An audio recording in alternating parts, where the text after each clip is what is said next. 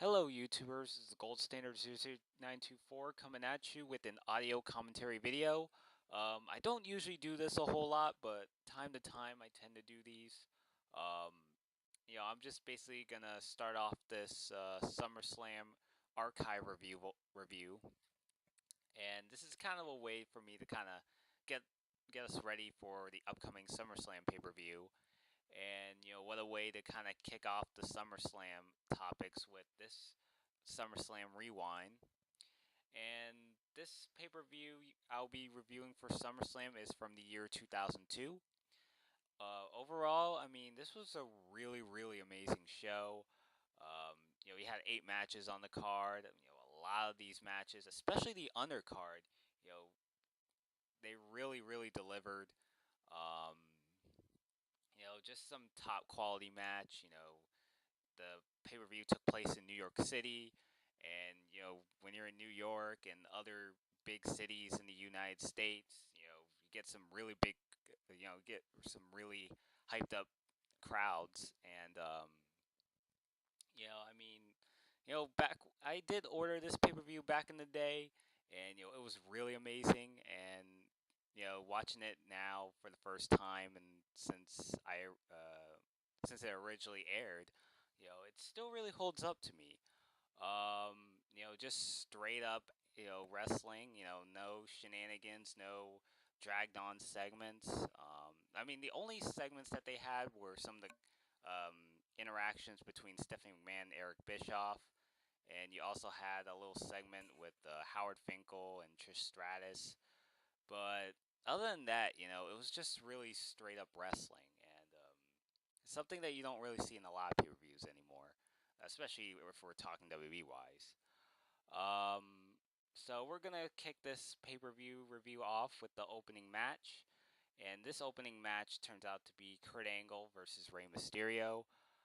This was a really fun way to open up the pay per view. You have Rey Mysterio, coming.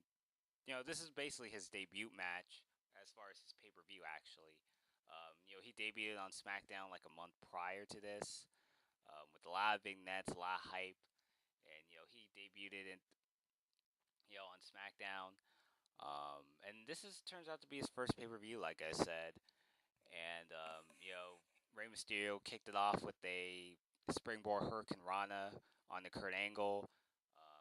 And just some really good, fast paced back in action. Just a technical wrestler taking on the high flyer. Just some really, really good chemistry between these two guys. You know, um, just some, like I said, a really fast paced match. And you got to see some spots from Rey Mysterio, like he did that somersault plancha on top of Kurt Angle. Originally, the referee forbid Rey Mysterio to go for a aerial attack, but then the referee was distracted, so Rey Mysterio did that somersault plancha on Kurt Angle. Um, and you just got to, this is really really just I really like seeing these two guys wrestle. The SmackDown 6 era. I mean, I'm not sure if anyone remembers that, but it consisted of Angle, Mysterio, um, the Edge, Los Guerreros, and Chris Benoit. But the SmackDown 6 era was really, really kicking off around this time, and it was a really fun time to be a wrestling fan. I mean, granted, wrestling was kind of its popularity was kind of going downhill around this point, but it still had its moments. I will say that. And Angle versus Mysterio was a really great way to open up the show, and Mysterio came up short against Kurt Angle when Mysterio tapped out to Angle's ankle lock. So yeah, I mean the crowd was really on their feet, and just a really smart booking choice to have this as a way to start the show. So Angle versus Mysterio for me gets 3.25 stars. We get to the second match on the card here. It's Chris Jericho taking on Ric Flair.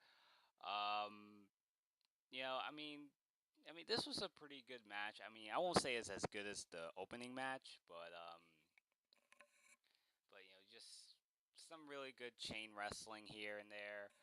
Um, I don't really remember the feud necessary. I mean, yeah, they did show like some recaps on what happened over during the course of events on Raw, but it was just kind of a weird way to build it up. But this match was still all right. You get to see Chris Jericho doing like a figure four, just mocking Ric Flair and stealing his finishing move. Um, there was a little controversy where like Flair tapped out despite being on the ropes, but eventually Ric Flair comes back and locks in the figure four on his own, and basically Ric Flair defeated Chris Jericho when Jericho submitted. So Jericho versus Flair gets 3 stars. Just a very solid match, but I wouldn't. It's not really much to write home about, but still a good match though. So 3 stars at that. And then we get to the third match on the card, which you have Edge versus Eddie Guerrero. Another fun match. Um, Eddie Guerrero around this time jump shipped from Raw to SmackDown along with Chris Benoit, and just I mean, this is really, like I said, a really good match. Especially, just really a shame that Eddie Guerrero passed away, but rest in peace to him. Um, just a really fun match, and just a couple of chain locks. Just a lot of rest holds here from Eddie. Um, damn, I can't remember anything, but Edge also struck back with a few series of moves. Let's see. And I mean, it's not as good as like the no disqualification match they had on SmackDown, but this was actually very enjoyable. Just a lot of near falls here and there. The crowd was really on their feet. Although there were at times where it's some of the crowds were kind of chanting "boring, boring." During the rest holds, Eddie Guerrero was kind of working on the arm of Edge, so it's kind of like just smart science, in ring psychology there. But Edge eventually beats Eddie Guerrero with the spear. Um, like I said, a really fun match. Um, just really Edge at his finest. Um, I think it's really around the time that Edge was starting having neck problems. Correct me if I'm wrong, but despite that, Edge, this was really at his peak as a babyface, and in the edits version, they changed the entrance theme from from that Rob Zombie theme that used to come out, and they changed it to the classic "If You Think You Know Me" one that he used when he was teaming with Christian, especially like the DVD edit versions, but that's just a little minor nitpick, because I kind of miss him coming out with that Rob Zombie theme. But overall, Edge versus Eddie Guerrero gets 3 stars. Then we get to the fourth match on the card, which is for the tag team titles. The Un-Americans, consisting of Lance Storm and Christian, they were the tag team champions going in, and they're taking on Booker T and Goldust. Just a TV style match. I mean, nothing too spectacular compared to the previous 3 matches. I mean, Booker T and Goldust, for a thrown in together tag team, they were pretty over in '02. When they did those some of their sketch, some of the sketch segments that they had, and especially the infamous at the movies where like they were promoting the Scorpion King and stuff. So I mean, they were doing a lot of comedic shit with them, and they also fought against the Un-Americans, which formed around July, I believe. And just basically they had like a flag with the upside down American flag, and just the stereotypical anti-Americans. With Lance Storm and Christian, like being Canadians, and Tess was a Canadian, and well, pretty much everyone in the Un-Americans was all Canadian except for William Regal, who's from England. But I don't know, he just seemed kind of like a token out compared to like the rest of the Un-American members. But the match was still really solid, and just really some good back and forth here and there. You know, there was a really cool spot where Booker T did the scissors kick to not only one guy but two guys simultaneously. You know, to Storm and Christian, and you know, it looked like they had the match won. Um, and then like Tessa interfered in the match and scored a big boot on Booker T, I believe. It was either Booker T or Goldust, but then like they eventually Tessa interference kind of cost Booker T and Goldust the titles. So Lance Storm and Christian pretty much retained the tag belts. This match kind of gets 2.5 stars. Not necessarily a terrible match, but you know, just your regular short TV style match. So there you have it. That, and then you get to the IC title match between the champion Rob Van Dam taking on Chris. Actually, scratch that. Actually, Chris Benoit was the champion going in, and Rob Van Dam was the challenger. But you know, this was a really good match. Um, but you know, the build up was kind of around the time when, like Eddie Guerrero, you know, he and Benoit, you know, they got traded over to SmackDown, and while Benoit was IC champion, they were also going to take the he was going to take the IC title with him, and you know there was some dissension going on with Eric Bischoff and Stephanie McMahon. You know they were kind of you know they were having this little argument about which brand is better because keep in mind this was really the early years of the brand extension, so it was really starting off, and you know it was going through a weird. You know, it seemed like the first time they tried to do the brand extension, it's like they were kind of shifting back and forth between which wrestler goes to which brand. So I mean, it was a really rough change at first. Um, and you know, Rob Van Dam remained on Raw, and like if Benoit won the belt, then the belt goes to SmackDown, or if Rob Van Dam wins, then the belt stays on Raw. Just I mean, like I said, it was a really fun match. You know, we got to see RVD stealing Chris Benoit's crossface move, and you know, just some good back and forth action here. Um, he did a little, you know, Rob Van Dam did a cool spot with the Rolling Thunder off the top rope onto Benoit, so that was a pretty cool stuff. And eventually, RVD nails the 5-star frog splash on Benoit to win the IC title. So, yeah, I mean, the belt remained on Raw, and while Benoit was on SmackDown now, I mean, he does not have the IC belt anymore. Um, the match gets 3 and 1/4 stars. And then we get to the next match on the card, which is the Undertaker taking on Test. Um, like the tag match, you know, just a very solid match. It seemed like they weren't really sure what to do with the Undertaker at this point. I mean, he lost the undisputed title to The Rock in that triple threat match with that Angle was also in there. And then you know he was having a little mini feud with the Un-Americans, and Undertaker was turning face at this time. Um, so I mean, this match, I mean, it was you know just your regular TV style match. Um, yeah, I mean, Test didn't really get much of a push here. But you know, just some really decent offense there. Um, Man, the match is really hard to remember how the match went, but there weren't really any cool spots here and there. But you know, just wasn't really much to talk about. I mean, Lance Storm and Christian also interfere in the match, but Undertaker fends them off. Um, you know, and then I think like Test tried to do a pump handle slam, but Undertaker countered. The match ended when Undertaker did a tombstone pile driver on Test to win the match, and then a little after that, you know, Undertaker went to the crowd and you know hold the American flag, you know, not upside down American flag, but like the United States flag, like in a respectful manner. Um, so I mean, it was an all right match, you know, 2 and 1/4 star.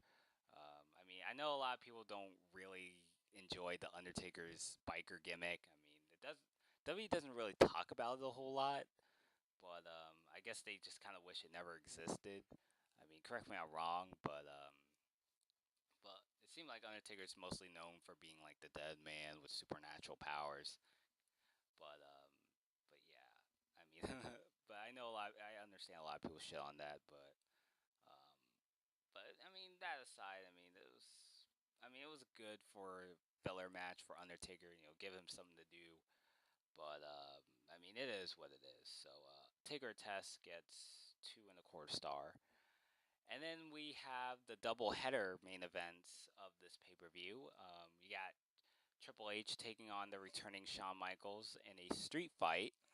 Um, man, I mean, this match, I mean, it's one of those matches where I could really watch over and over again. You know, I just remember, watching this match, and we all thought that DX was gonna reunite, but then like Triple H pulled a swerve on all of us, or pretty much on the crowd. You know, when you know when they faked that DX reunion. Um, and there was just a lot of tension going on back and forth. You know how Triple H went on to become a big star while Shawn Michaels retired, and he couldn't compete in ring aside from a few special appearances here and there. But it's really amazing to see Shawn Michaels back. And I mean, this was supposed to be a one-time only return from Shawn Michaels, but then you realize that his back injury, that his back wasn't really hurting him as much anymore. And he returned full time at Survivor Series in that Elimination Chamber match. But yeah, I mean, even though this was supposed to be a one-time thing, Michaels ended up having a really, really extraordinary run as a baby face, especially in the 2000s. Um, but Triple H and Shawn Michaels, just a really great street fight. Just a lot of back and forth action. You got to see a lot of weapons used here and there. Um, just Triple H blading so much in this match. But and I think there was like a really cool spot where like Shawn Michaels did a body splash on Triple H through not through an announce table, but through a table. Um, just a lot of weapons here and there, and um, I don't know. I mean, there's just so much going on in this match. It was just really great. It just kept me at the edge of my seat. Um, and basically the match ended when Triple H tried to do a pedigree, but then Shawn Michaels countered into like jackknife bridge and basically won the match. Um, and then like Triple H, while Shawn Michaels was celebrating, Triple H clubbed Shawn Michaels in the back with his sledgehammer, and Triple H walked off, with a grin on his face, and just watching Shawn, the unconscious Shawn Michaels just lying in the ring. Um, so I mean, just a really really great match. If you haven't checked it, I highly recommend it. I mean, this was the match of the night. Um, so I mean, this street fight gets about 4.5 stars, and then you got the main event, which is for the Undisputed Championship. We have The Rock going in as champ, going taking on the challenger Brock Lesnar.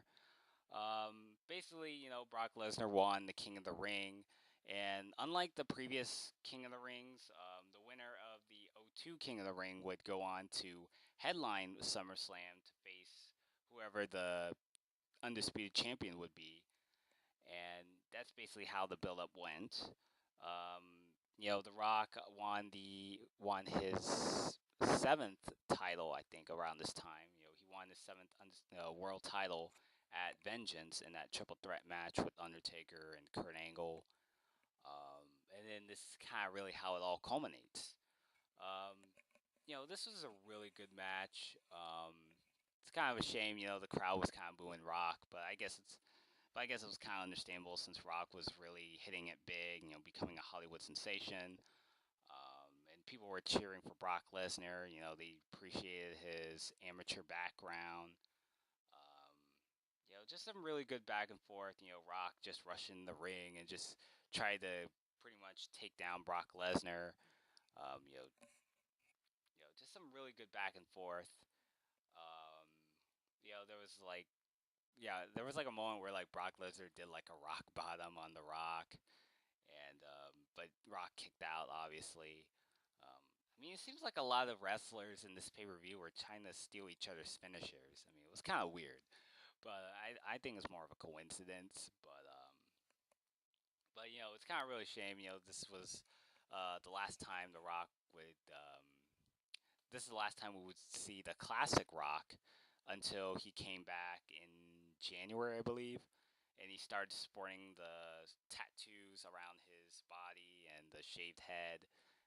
Just basically the Rock that we have today, and that's kind of what I meant about the SummerSlam being the last time we see the classic Rock. But just was a really good way to go out, as a baby face, and then Brock Lesnar basically gave The Rock the F5 to become the new undisputed champion. Um, I mean, it was a really good back and forth. Like I said, The Rock was really coming off as a heel. I mean, he really did a good job playing with the crowd. I mean, yeah, he was the baby face, but going the pay per view, he was just. I mean, the crowd was really booing him, and The Rock was kind of acting all heelish. Just playing with the crowd and just coming off as the heel. Um, there was a really good counters also. With like Rock was always countering the F5, and he was trying to go for rock bottom, and he was really having a hard time executing his finishing moves. And he tried to do a people's elbow also, but then like Brock Lesnar kicked up and did a clothesline. And yeah, they also kicked up simultaneously when they got knocked out. I mean, it was really cool stuff, but just really great chemistry. Um, but yeah, overall, I mean, Brock Lesnar versus The Rock gets 4 stars. Just a really great way to end the pay per view. Um, so overall, the score gets 9 out of 10. Just a really amazing SummerSlam. Um, just I don't know. I mean, even though WWE was going through a weird transition period in '02, I mean, this was in terms of pay-per-views. This was really one of the examples of a really tremendous pay-per-view. Um, so yeah, I mean, that's really it for this video. Stay tuned because I will be continuing my SummerSlam archival review installments. So till next time, this is Gold Standard 00924 signing out.